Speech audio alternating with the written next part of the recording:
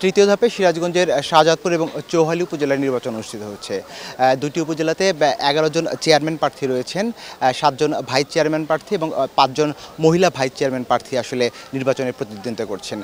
সিরাজগঞ্জের যে শাহজাদপুর উপজেলা সেখানে 160টি কেন্দ্রে 4,61,000 ভোটাররা কিন্তু আসলে ভোট প্রয়োগ করবেন। পাশাপাশি চৌহালিতে 49টি কেন্দ্রে ভোটার রয়েছেন 1,17,000। তো আমি এখন যেখানে দাঁড়িয়েছি সেটি হচ্ছে শাহজাদপুরের উল্টাডাঙ্গা প্রাথমিক বিদ্যালয়, সরকারি প্রাথমিক বিদ্যালয়ে। আসলে সকাল থেকে আমরা যেটি দেখতে পাচ্ছি যে আসলে এখানে আসলে 4100 ভোটার রয়েছেন, কিন্তু সকাল থেকে ভোটার যে উপস্থিতি সেটি আসলে অনেকটা কম দেখা যাচ্ছে।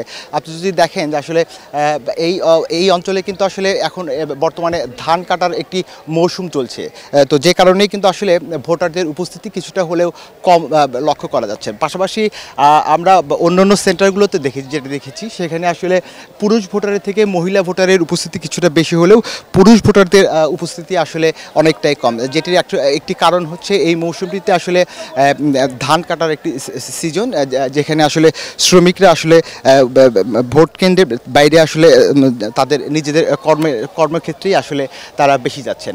তো এদিকে আমাদের সঙ্গে নির্বাচনের রিটার্নিং কর্মকর্তা যিনি আছেন তাদের সঙ্গে যেমনটি কথা হয়েছেন, তারা যেমনটি বলেছেন আসলে শাহজাদপুর এবং চৌহালি অঞ্চলের নির্বাচনকে সুষ্ঠু করতে তারা সর্বাত্মকভাবে কাজ করছেন। এবং আপনারা জানেন যে এই দুইটি উপজেলার নির্বাচনের এই দুইটি অংশেই কিন্তু আসলে ইভিএমের মাধ্যমে ভোট আসলে প্রয়োগ হচ্ছেন।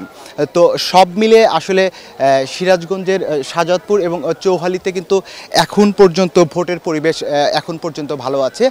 যদিও শাহজাদপুরে গতকালকে শাহজাদপুরের যিনি স্থানীয় এমপি তাকে কিন্তু শোকজ করা হয়েছেন তার একটি বক্তব্যের কারণে। তিনি একটি প্রার্থীর হয়ে ভোট চেয়েছেন। এর বাইরে কিন্তু সর্বোপরি শাহজাদপুর এবং চৌহালিতে ভোটের পরিবেশ কিন্তু এখন পর্যন্ত সুষ্ঠু এবং স্বাভাবিক রয়েছে।